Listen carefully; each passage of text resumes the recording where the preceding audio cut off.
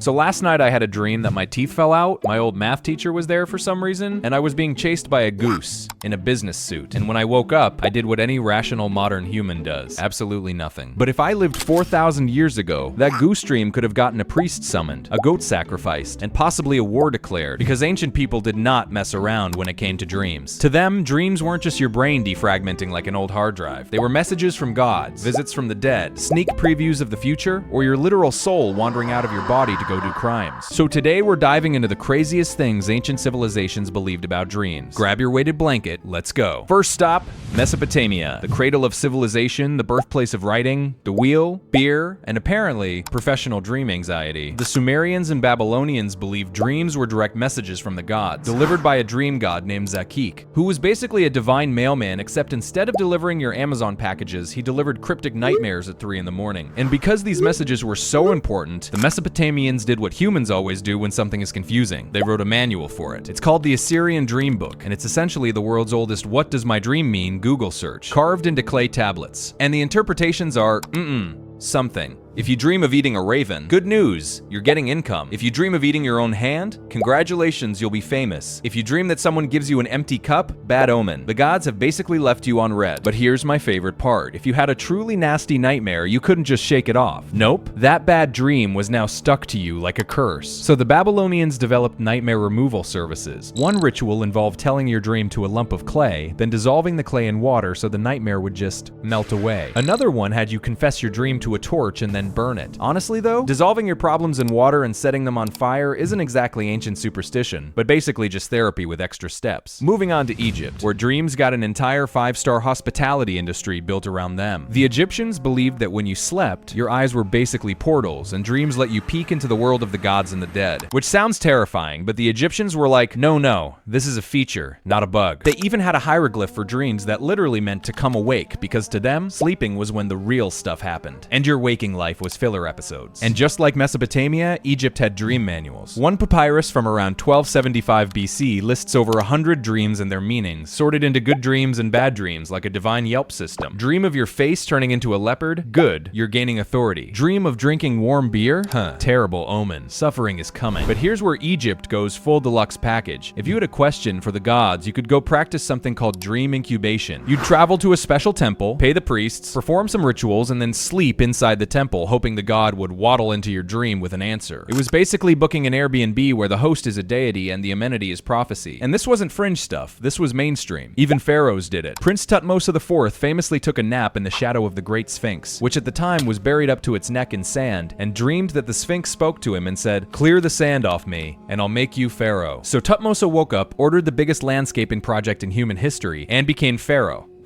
This man skipped the entire line of succession because a giant stone cat visited him in a dream. And nobody actually stopped to think, wait, he might just be crazy. Now let's sail over to Greece, where dreams got, and I cannot stress this enough, weird and medical. Early on, the Greeks believed dreams were delivered by spirits that literally entered your bedroom through your keyhole, stood at the head of your bed, delivered the dream, and left through the keyhole again. Which means every night, according to the Greeks, a supernatural entity was watching you sleep from 6 inches away. Which totally isn't weird or anything. The Greeks also gave us Morpheus, the god of dreams, who could appear in dreams as any human being. His brothers handled the other stuff. One appeared as animals, and one appeared as objects. Which means somewhere in Greek mythology, there is a divine being whose entire job, his whole career, is showing up in your dreams as a chair. And I thought being unemployed was bad, but the truly wild part is Greek dream medicine. The Greeks built over 300 healing temples dedicated to Asclepius, the god of medicine. And if you were sick, you didn't go get treatment. No, you went to the temple, performed purification rituals, and then slept in a big open dormitory with a bunch of other sick strangers, waiting for the god to heal you in your dreams. Oh, and one more thing, the temple was full of snakes. On purpose. Non-venomous sacred snakes just slithering around the floor between the sleeping patients, because snakes were sacred to Asclepius. So picture this, you've got hemorrhoids, and your treatment plan is to lie on the cold floor surrounded by snakes and go night-night. And people swore by this. The temples were covered in 5-star testimonial inscriptions. Blind people saying they could see, bald men claiming the god gave them hair back. In other words, they were excellent on Trustpilot. Oh yeah, and that snake staff of Asclepius? Still the symbol of medicine today. You've seen it on hospitals and ambulances your whole life. So next time you see it, be thankful for your hemorrhoid cream. Alright, moving east to China, where dreams get genuinely spooky spooky. Ancient Chinese philosophy held that human beings have multiple souls, and one of them, the Hun, could straight up leave your body while you slept. Your dreams weren't images in your head, they were your soul's field trip. Out there, wandering, meeting spirits, visiting the dead, doing whatever souls do at 4 a.m., which is a lovely idea until you follow the logic. Because if your soul is out wandering, that means it needs to come back. And this is why, according to tradition, you had to be extremely careful about waking someone up suddenly. Because if you startle the sleeper, their soul might not have time to return. And boom, soul homelessness. There were also folk beliefs about not messing with a sleeping person's appearance, because if your soul comes home and doesn't recognize the body, it might just leave. Imagine your soul pulling up like, nope, this wasn't the face when I left, and it just goes. The Chinese also produced one of history's most famous dream interpretation texts, attributed to the Duke of Zhou, a legendary statesman so associated with dreaming that even today, saying you're going to meet the Duke of Zhou is slang for taking a nap. That is legacy. 3,000 years later, and this man's name literally means snooze. Incredible. And China gave us the single greatest dream flex in philosophical history. The philosopher Zhuangzi dreamed he was a butterfly, happily fluttering around, no worries. Then he woke up and thought, wait, was I a man dreaming I was a butterfly? Or am I a butterfly currently dreaming that I'm a man? And philosophers have been losing their minds over that one for over 2,000 years. This dude invented the Matrix in 300 BC because of a nap. Meanwhile, my most profound dream this week was showing up to high school with no pants. We are not the same. Next up, Rome, where dreams went political. The Romans inherited a lot of Greek dream beliefs, but they added their own spicy twist. Dreams as state-level intelligence. Roman leaders took dreams so seriously that at one point there were proposals that any citizen who dreamed something about the Republic had a duty to report it. Congratulations, your nightmare is now government property. The most famous Roman dream story? The night before Julius Caesar was assassinated, his wife Calpurnia dreamed she was holding his murdered body and she begged him, please do not go to the Senate today. And Caesar was like, honey, come on, it's just a dream, be rational.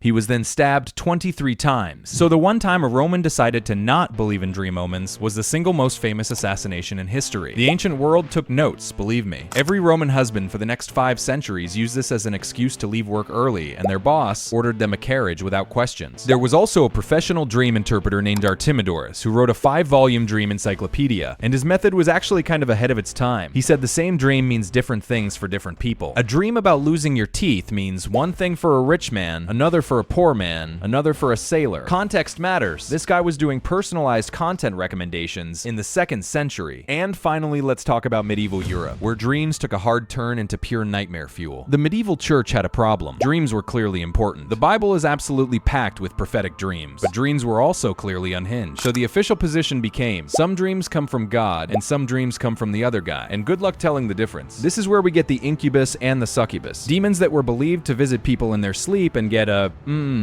inappropriately friendly. If you woke up in the middle of the night, paralyzed, feeling a crushing weight on your chest, with a shadowy figure in the corner of the room, that wasn't a medical event. That was a demon personally on top of you, and you should probably talk to a priest immediately. Today we know that experience is sleep paralysis, your brain waking up before your body does, plus a bonus hallucination package. It happens to millions of people. It's completely natural, but for centuries, it was treated as literal demonic assault, and it shaped folklore all over the world. The word nightmare itself comes from the mare, a spirit that sits on your chest while you sleep. So every time you say you had a nightmare, you are technically referencing a medieval chest-sitting demon. Language is fun. So what did we learn today? Ancient people believed dreams were god mail, soul vacations, medical treatment, political intel, and demon attacks. And honestly, can we blame them? Every single night, your brain produces a free, unskippable, deeply personal movie that makes no sense, stars people you haven't thought about in 15 years, and occasionally predicts your teeth falling out. Of course, they thought it was magic. Meanwhile, modern science still doesn't fully agree on why we dream. So the next time you wake up from a dream where you're being chased by a goose in a business suit,